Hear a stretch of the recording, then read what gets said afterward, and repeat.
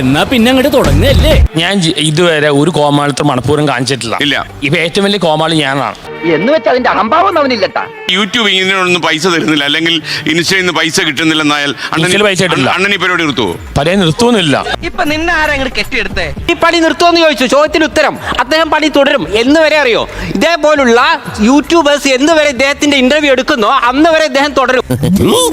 ഇയാൾ ഉരുളക്കുപ്പേരി കോളേജിൽ നിന്ന് ഡിഗ്രി എടുത്ത് വന്നിരിക്കുകയാണ്, ഒരു തർക്കക്കാരൻ. അങ്ങനെ ഞങ്ങൾ പണി നിർത്തുന്ന ദിവസം ഈ സന്തോഷ് പണ്ഡിറ്റും വീട്ടിലിരിക്കും. അതങ്ങനെ വരൂ, അതങ്ങനെ സംഭവിക്കൂ. ഈ ലോകത്തിന്റെ ഒരു പോക്കേ. ഒന്ന് മൂപ്പിച്ചു കൊടുത്തേക്കാം. സന്തോഷ് പണ്ഡിറ്റ് എന്ന് പറഞ്ഞ വ്യക്തി സ്വന്തം ചാനലിൽ ഇരുന്ന് വീഡിയോ ഇടുന്നു. അങ്ങേക്കുള്ള കോർ ഓഡിയൻസ് ഒരു 1,00,000 മാത്രമാണ്. അല്ല 10 ലക്ഷം. നിക്ക് ഏത് റൂട്ടിലേക്കാ വണ്ടി തിരിക്കണേന്ന് എനിക്കിപ്പോ മനസ്സിലായി. മൂന്നാംകിട ചാനലിനേക്കാൾ സബ്സ്ക്രൈബേഴ്സ് എനിക്കുണ്ട്. ഊഞ്ഞാലാട്ടിയതല്ലേ? എന്തോ കുത്തി പറയുന്ന പോലെ എനിക്ക് ഫീൽ ചെയ്യുന്നുണ്ട് കേട്ടോ. കുത്തിയില്ലല്ലോ, കുത്താൻ പോണല്ലേ ഉള്ളൂ. ഈ കിട്ടുന്നതിലേക്ക് എനിക്ക് സന്തോഷമേ ഉള്ളൂ. ഇനിയും കിട്ടാൻ വേണ്ടി ഞാൻ പ്രാർത്ഥിക്കാം. സന്തോഷ് പണ്ഡിറ്റ് ബാക്കിയുള്ളവരുടെ ഇത് എന്നെ ഉദ്ദേശാണ്, എന്നെ തന്നെ ഉദ്ദേശാണ്, എന്നെ മാത്രം ഉദ്ദേശാണ്. ടീം പോയി, കിടപ്പാടോ പോയി, ആ പാടുണ്ടായിരുന്ന മാനവും പോയി. ഇവരെ പോലത്തെ മൂന്നാംകിട ചാനലിന് മറ്റുള്ളവർ വേണം. ഞാൻ ചെയ്യുന്നതിനുള്ള ഊക്ക് തന്നെ ഞാൻ ഡെയിലി മേടിച്ചു കൂട്ടുന്നുണ്ട്. ഇപ്പൊ കണ്ടവർ ചെയ്യുന്ന ഊക്കും കൂടി ഞാൻ മേടിക്കേണ്ട അവസ്ഥയാണ്. ഇവരെ പോലത്തെ ചാനലിന് പണം ഉണ്ടാക്കണമെങ്കിൽ XY വേണം. അവന്റെ മോശവും അല്ലെങ്കിൽ അവന്റെ കോമാളിത്തരും അവളുടെ അഡൽട്ടും കാണിച്ച് അടിച്ചു മാറ്റിയിട്ടാണ് ഇവർ ചെയ്യുന്നത്.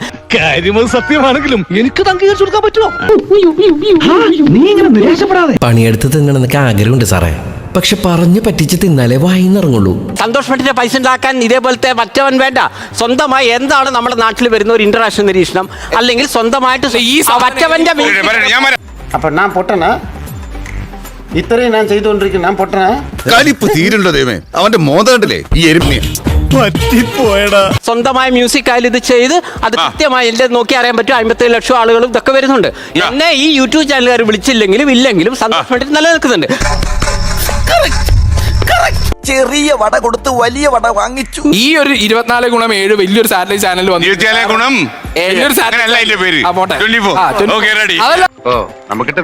തളരരുത് രാമൻകുട്ടി, തളരരുത്. കലാകാരനല്ലാത്തവരെ സമൂഹം അംഗീകരിക്കില്ല. ഇങ്ങനെ വന്നിരുന്ന് ഇതിനകത്ത് വന്നിരുന്നിട്ട് വേറൊരാളെ ചാനൽ, മൂന്നാംകിട ചാനൽ എന്ന് പറയുമ്പോ ഈ മനുഷ്യൻ എത്രത്തോളം നാട്ടുകാർ അളക്കില്ലേ? നിനക്കും അസുഖമില്ലാത്തോണ്ട് കുഴപ്പമില്ലട്ടാ. പിന്നെ നമ്മൾ ഇത് എടുക്കുമ്പോ ഒരു ലൈൻ ഓഫ് റെസ്പെക്ട് കീപ്പ് ചെയ്തിട്ടാണ് ഞാൻ എന്റെ ചാനലിൽ അങ്ങനെ സംസാരിച്ചിട്ടുള്ളത്. ഓർമ്മിപ്പിക്കല്ലേ പൊന്നെ. സന്തോഷ് പണ്ഡിറ്റിന്റെ ആദ്യ കാലഘട്ടത്തെ ചാനൽ ചർച്ച മുതൽ ഇദ്ദേഹത്തിന്റെ സിനിമ മുതൽ നോക്കിക്കഴിഞ്ഞാൽ അപരാധം എന്ന് പറയുന്ന മനുഷ്യനിൽ നിന്ന് ഞാൻ മാറി. പേഴ്സണൽ ആയിട്ട് പറയുക, I am proud of you. അതെങ്ങനെ മൂന്നാംകിട ഒരു കയ്യബദ്ധം നാറ്റുക. ഞാൻ പോകുന്നു. Bye by.